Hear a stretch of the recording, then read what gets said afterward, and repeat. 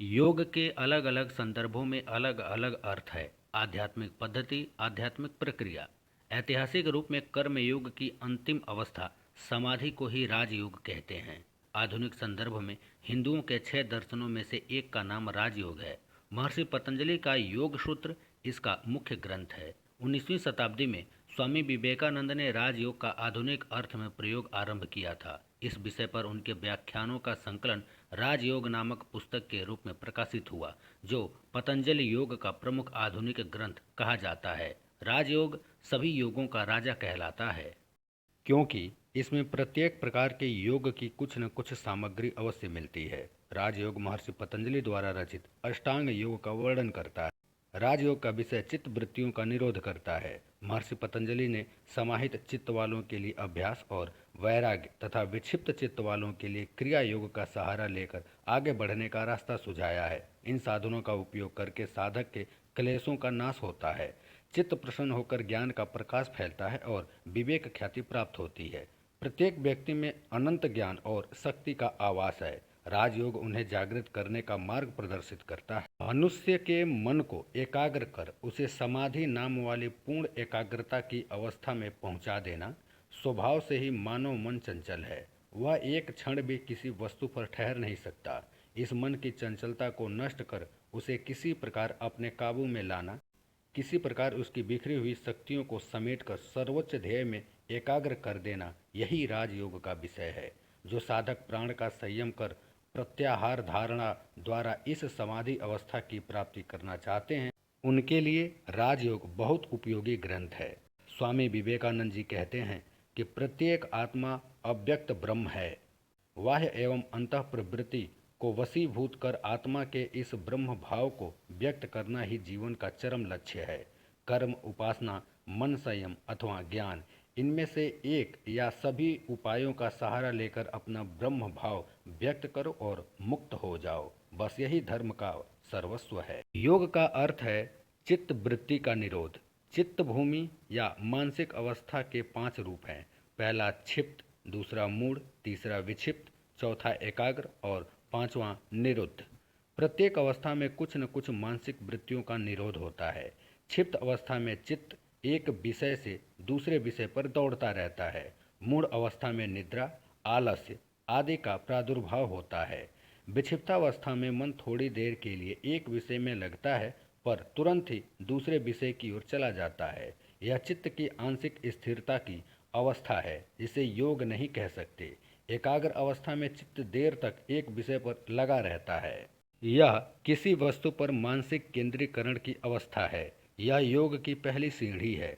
निरुद्ध अवस्था में चित्त की सभी वृत्तियों का लोप हो जाता है और चित्त अपनी स्वाभाविक स्थिर शांत अवस्था में आ जाता है। इसी निरुद्ध अवस्था को असंप्रज्ञात समाधि या असंप्रज्ञात योग कहते हैं। यही समाधि की अवस्था है। जब तक मनुष्य के चित्त में विकार भरा रहता है और उसकी बुद्धि दूषित रहती है, तब तक तत्व ज्ञान नहीं हो सकता। राजयोग के अंतर्गत महर्षि पतंजलि ने अष्टांग 8 प्रकार से विभाजित किया है। पहला यम, दूसरा नियम, तीसरा आसन, चौथा प्राणायाम, पांचवा प्रत्याहार, छठा धारणा, सातवां ध्यान और आठवां समाधि। इसमें पहले के 5 योग के वही रंग साधन हैं। धारणा, ध्यान और समाधि ये 3 योग के अंतरंग साधन हैं। ध्येय विषय ईश्वर होने पर मुक्ति मिल जाती है। यह परमात्मा से संयोग प्राप्त करने का मनोवैज्ञानिक रास्ता है, जिसमें मन की सभी शक्तियों को एकाग्र कर एक केंद्र या ध्येय वस्तु की ओर लाया जाता है। स्वामी विवेकानंद ने राजयोगी के लिए योग का अर्थ कहा है कि राजयोगी के लिए योग का अर्थ है जीवात्मा पर परमात्मा की एकता या अभेद। स्वामी विवेकानंद कृत पुस्तक राजयोग में योग विद्या को लेकर उनके मन की विस्तृत जानकारी प्राप्त होती है। उनकी यह किताब योग शास्त्र के आधुनिक ग्रंथों में बहुत महत्वपूर्ण स्थान रखती है। वे महर्षि पतंजलि के योग सूत्र नामक ग्रंथ को इस विद्या का आधारभूत ग्रंथ मानते हैं। राजयोग की भूमिका में वे लिखते हैं कि पातंजल सूत्र राजयोग का शास्त्र है और उस पर सर्वोच्च प्रमाणिक ग्रंथ है। अन्यान्य दार्शनिकों का किसी किसी दार्शनिक विषय में पतंजलि से मतभेद होने पर भी वे सभी निश्चित रूप से उनकी साधना प्रणाली का अनुमोदन करते हैं।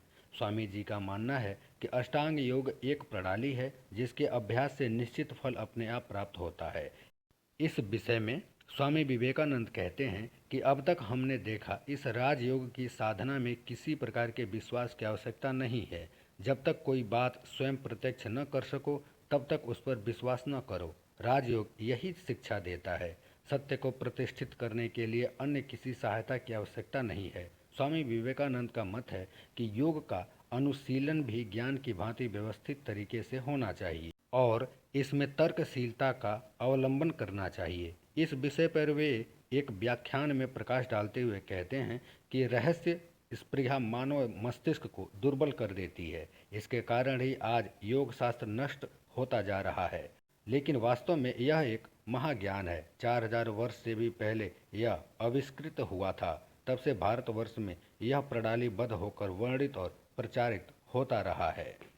स्वामी विवेकानंद के अनुसार समाधि ही अष्टांग योग का फल है जो मानव जीवन का लक्ष्य है। वे कहते हैं इस समाधि में प्रत्येक मनुष्य का यही नहीं प्रत्येक प्राणी का अधिकार है। इसे निम्नतर प्राणी से लेकर अत्यंत उन्नत देवता तक सभी कभी न कभी इस अवस्था को अवश्य प्राप्त करेंगे और जब किसी को यह अवस्था प्राप्त हो जाएगी तभी हम कहेंगे कि उसने यथार्थ धर्म की प्राप्ति कर ली है।